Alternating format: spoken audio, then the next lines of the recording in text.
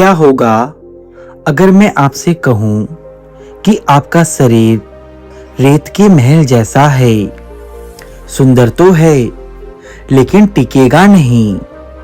भगवान बुद्ध ने शरीर के जिस रूप स्कंध की व्याख्या की है उसमें जीवन का सबसे बड़ा सच छुपा हुआ है, जिसे आप आईने में अपना चेहरा समझते हैं। भगवान बुद्ध के अनुसार वो आप हैं ही नहीं। क्या आप जानते हैं कि आपका यह शरीर हर सेकंड मर रहा है और दोबारा पैदा हो रहा है? आइए जानते हैं बुद्ध की रूप की उस गुप्त शिक्षा को जो आपके शरीर को देखने का नजरिया बदल देगी।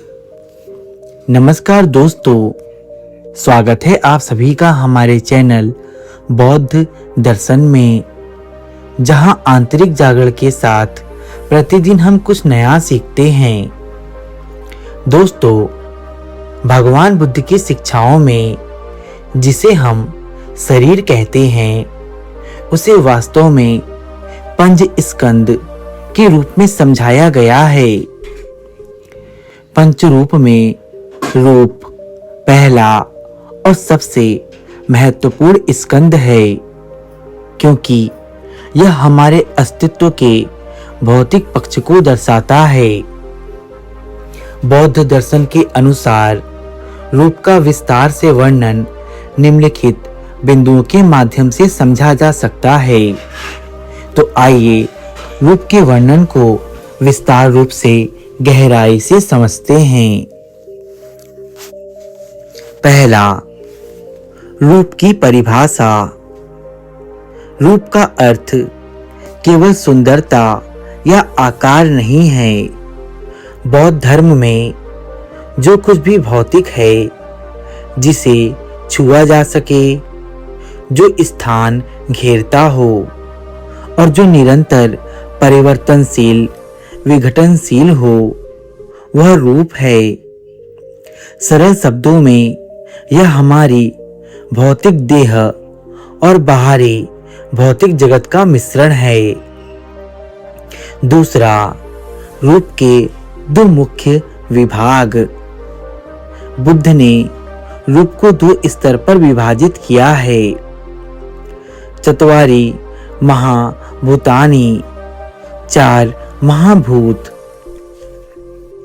रूप का आधार ये चार तत्व हैं: पृथ्वी, आप, तेज और वायु। पृथ्वी अर्थात ठोसपन, शरीर के कठोर जैसे हड्डियां, दांत, नाखून और मांस।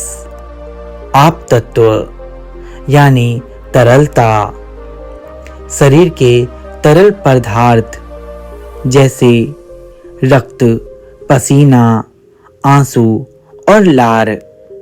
तीसरा, तेज तत्व अर्थात तापमान, शरीर की गर्मी और पाचन की शक्ति।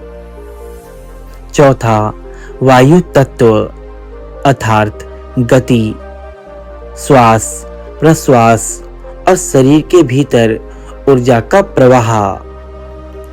उपादाय रूप, इन चार महाभूतों के आश्रय से जो अन्य चीजें बनती हैं, जैसे हमारी पांच इंद्रियां, आंख, कान, नाक, जीभ, त्वचा और उनके विषय दृश्य, शब्द, गंध, स्वाद और स्पर्श।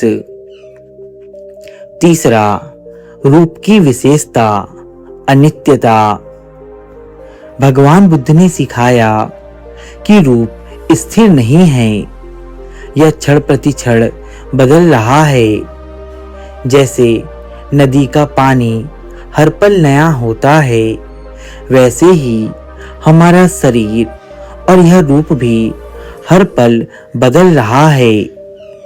बचपन का रूप, जवानी का रूप और बुढ़ापे का रूप, ये सभी निरंतर क्षय होने की प्रक्रिया में हैं। चूंकि यह बदलता रहता है इसीलिए इसे अनित्य कहा गया है। चौथा, रूप का आध्यात्मिक महत्व। बुद्ध के अनुसार दुख का एक सबसे बड़ा कारण रूप के प्रति हमारी आसक्ति है। हम मानते हैं कि यह शरीर मेरा है या यह शरीर मैं हूँ। बुद्ध ने सिखाया कि रूप अनात्म है, हमारा इस पर पूर्ण नियंत्रण नहीं है। हम इसे बूढ़ा होने या बीमार होने से नहीं रोक सकते।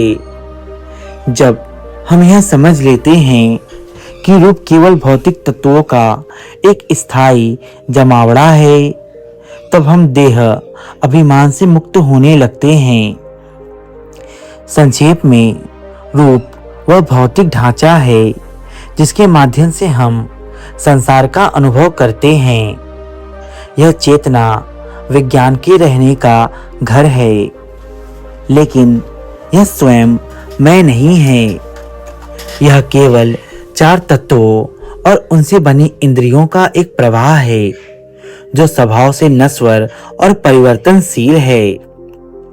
रूप की गहराई को समझने के लिए इन 3 प्रमुख बिंदुओं पर ध्यान देना आवश्यक है, जो बुद्ध के अति दीपो भव अर्थात अपना दीपक स्वयं बनो के सिद्धांत को स्पष्ट करते हैं। पहला, रूप का क्षणभंगुर स्वभाव। वैज्ञानिक दृष्टि से देखें तो हमारे शरीर की कोशिकाएं अर्थात सेल्स हर समय मर रही हैं और नई बन रही हैं। बुद्ध ने इसे 2500 साल पहले ही देख लिया था। उन्होंने बताया कि रूप कोई ठोस वस्तु नहीं बल्कि एक ऊर्जा का प्रवाह है। जिस शरीर को हम कल अपना कह रहे थे वह आज बदल चुका है। दूसरा, इंद्रिय और विषय का मिलन। रूप केवल हमारा शरीर नहीं है बल्कि वह संपर्क भी है जो बाहरी दुनिया से होता है, जैसे कि आंख। आंतरिक रूप। जब दृश्य बाहरी रूप से मिलती है तब देखने की प्रक्रिया शुरू होती है। यदि बाहरी रूप जैसे कि वस्तुएं न हो तो आंतरिक रूप इंद्रियां व्यर्थ हैं। इसीलिए पूरा भौतिक ब्रह्मांड रूप के दायरे में आता है। तीसरा प्रश्न यह है कि रूप दुख क्यों है। बुद्ध ने रूप को बुदबुदे के समान कहा है।